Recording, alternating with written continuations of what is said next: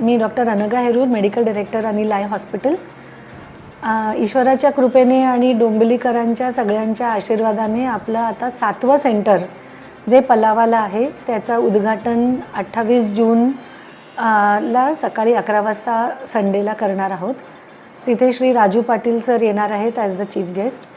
तर आपल्याला डोंबिवलीमध्ये ऑलरेडी 1972 पासून आपली मेन ब्रांच चालू आहेच. तसेच आमचे बाकीचे जे शाखा आहेत जसं डोंबिवली वेस्टला आहे, पलावाला आहे, बदलापूर, कल्याण आणि ठाणा घोडबंद रोड ॲज वेल एज ठाणे तीनाथ नाक्याला आहे.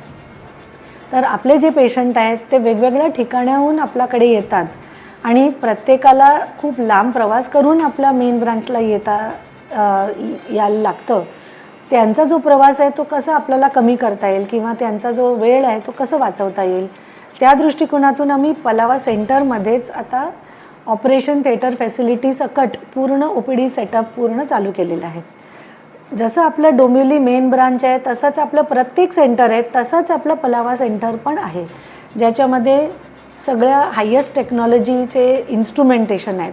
कॅटरॅक्ट सर्जरी, लॅसिक सर्जरीचे इक्विपमेंट, काचबिंदू तपासणी निदान, लहान मुलांचे जे डोळ्यांचे आजार आहेत, ऑक्युलोप्लास्टी, कॉर्नियाचे प्रॉब्लेम्स, डोळ्याचा चष्म्याचा नंबर जे आपण काढतो तिथपासनं लहान मुलांपासनं मोठ्यांपर्यंत जे डोळ्याचे पाठीमागच्या पडद्याचे जे आजार आहेत, डायबिटीजमुळे होणारे प्रॉब्लेम्स, हे सगळ्याचं निदान आणि ट्रीटमेंट आपण तिथे करणार आहोत.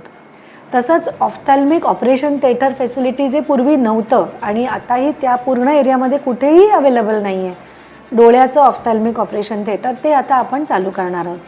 तर तीसुद्धा जी फॅसिलिटी आहे ती नवीन आहे आणि सगळ्या तिकडच्या लोकांसाठी खूप त्याचा सोयीचं होईल असं आम्हाला वाटतं. आम्ही एक कॅम्पेन चालू केलं आहे जे आपल्या पूर्ण एरियाचे ऑटो रिक्षा ड्रायव्हर्स आहेत त्यांच्यासाठी आम्ही फ्री स्पेशल चेकअप ठेवलेलं आहे daily for the next 2 months as a social initiative by Anil I hospital.